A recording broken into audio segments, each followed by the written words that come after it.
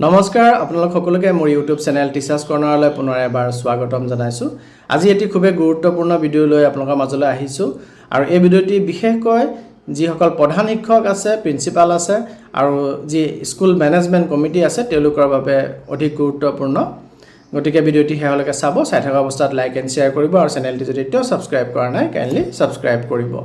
আপোনালোকে স্ক্ৰীনত এটি পত্ৰ দেখা পাই আছে। পত্ৰটি বৰপেটা জিলাৰ সমগ্ৰ শিক্ষাৰ পৰা অহা এটা জৰুৰী চিঠি হয় আৰু য'ত কোৱা হৈছে যে এপ্ৰিল 2026ত শিক্ষা হেতু পৰ্টেলত যিবোৰ বিদ্যালয়ৰ জিৰ' এটেণ্ডেঞ্চ দেখা পোৱা গৈছে, অৰ্থাৎ শিক্ষা হেতু পৰ্টেলত যিবোৰ বিদ্যালয়ে এটেণ্ডেঞ্চ দিয়া নাই বা দিব পৰা নাই, তেনে বিদ্যালয়সমূহলৈ এক কঠোৰ নিৰ্দেশ দিয়া গৈছে। গতিকে মই ভিডিঅ'টিৰ প্ৰথমতে আপোনালোকক জনাই দিওঁ যে এই পত্ৰটি বৰপেটা জিলাৰ হয়, সমগ্ৰ অসমৰ নহয়। কিন্তু সমগ্ৰ অসমৰ শিক্ষকসকলে এই ক্ষেত্ৰত সচেতন হোৱা দৰকাৰ, কাৰণ আজি বৰপেটা জিলাৰ পৰা অৰ্ডাৰটি প্ৰকাশ পাইছে, কাইলৈ আপোনাৰ বা মোৰ জিলাৰ পৰাও অৰ্ডাৰ এটি প্ৰকাশ পাব পাৰে।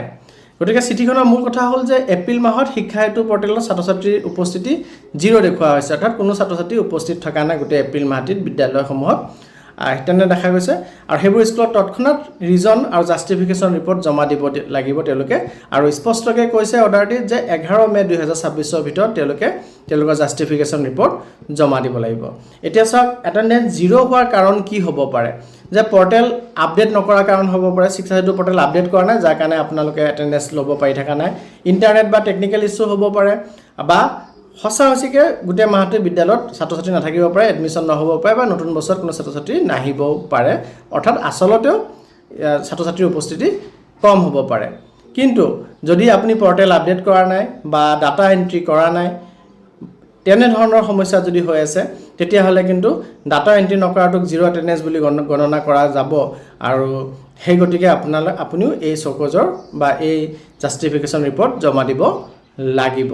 আৰু যদি ইণ্টাৰনেট বা টেকনিকেল সমস্যা বা পৰ্টেলৰ সমস্যাৰ কাৰণে আপোনালোকে এটেণ্ডেঞ্চ দিব পৰা নাই আৰু নোৱাৰা সময়খিনিত আপোনালোকৰ কনচাৰ্ণ CRCC বা ব্লক অফিচত সেই বিষয়ে অৱগত কৰি থৈছে, তেতিয়াও আপোনালোকে এই জাষ্টিফিকেশ্যন ৰিপৰ্ট ছাবমিট কৰিব লাগিব। আৰু তাত আপোনালোকে সেই কথাখিনি জনাব যে আপোনালোকে এই বিষয়ে কনচাৰ্ণ CRCC বা ব্লক অফিচত আপোনালোকে ইনফৰ্ম কৰিছিলে, তাৰ তথ্যখিনি দি পেলাই আপোনালোকে জাষ্টিফিকেশ্যন ৰিপৰ্ট ছাবমিট কৰিব লাগিব। কিন্তু মনত ৰাখিব, স্পষ্টকৈ পত্ৰটিত উল্লেখ কৰিছে যে মষ্ট আৰ্জেণ্ট বুলি গণ্য কৰিব দিছে, আৰু আপুনি 11 মে'ৰ ভিতৰত ৰিপৰ্ট ছাবমিট কৰিবই লাগিব। যদি আপুনি 11 মে'ৰ ভিতৰত ৰিপৰ্ট ছাবমিট কৰিব নোৱাৰে, তেন্তে আপোনাৰ বিৰুদ্ধে ডিপাৰ্টমেণ্টেল একশ্যন হ'ব পাৰে। আপোনাৰ যি PM পোষণ অৰ্থাৎ মিড ডে মিল বিদ্যালয়ত পৰিচালনা হৈ আছে, বিদ্যালয়ত ল'ৰা ছোৱালীয়ে পাই আছে, সেই ক্ষেত্ৰতো আপুনি কিছু সমস্যাৰ সন্মুখীন হ'ব পাৰে বা আপোনাৰ বিৰুদ্ধে ইনকুৱাৰীও হ'ব পাৰে। গতিকে এই নিৰ্দেশ প্ৰতিখন বিদ্যালয়ৰে বৰপেটা জিলাৰ প্ৰিন্সিপাল হেড টিচাৰলৈ দিয়া গৈছে। গতিকে প্ৰিন্সিপাল হেড টিচাৰসকলে এই ক্ষেত্ৰত ব্যৱস্থা ল'ব লাগিব, তেওঁলোকে জাষ্টিফিকেশ্যন ৰিপৰ্ট দিব লাগিব। আৰু গতিকে আপোনালোকৰ স্কুলত এপ্ৰিল মাহৰ এটেণ্ডেঞ্চ হৈছে নে নাই, তাৰ কাৰণে আপোনালোকে তৎক্ষণাত এটেণ্ডেঞ্চ ভেৰিফাই কৰক, শিক্ষা হেতু পৰ্টেলত আপডেট কৰি পেলাই চাওক। আৰু যদি আপোনাৰ এটেণ্ডেঞ্চ এপ্ৰিল মাহত জিৰ' শ্ব' কৰি আছে, তেন্তে আপুনি প্ৰপাৰ জাষ্টিফিকেশ্যন ৰিপৰ্ট এটা লিখক আৰু কনচাৰ্ণ CRCC বিঅ'ৰ লগত যোগাযোগো ৰাখক। গতিকে সকলো শিক্ষক ছাৰ বাইদেউসকললৈ এটা অনুৰোধ যে তেওঁলোকে ডাটা এণ্ট্ৰি আৰু এটেণ্ডেঞ্চ লোৱাৰ ক্ষেত্ৰত শিক্ষা হেতুত যাতে অৱহেলা নকৰে। আৰু এটা সৰু ভুলেও আমাক কেতিয়াবা ডাঙৰ সমস্যাৰ সৃষ্টি কৰি দিব পাৰে। গতিকে এই ক্ষেত্ৰত আমি সচেতন হ'ব লাগে, সজাগ হ'ব লাগে। গতিকে ভিডিঅ'টো আপোনালোকে যদি ভাল পাইছে, তেন্তে লাইক এণ্ড শ্বেয়াৰ কৰক আৰু চেনেলটি ছাবস্ক্ৰাইব কৰক। ধন্যবাদ।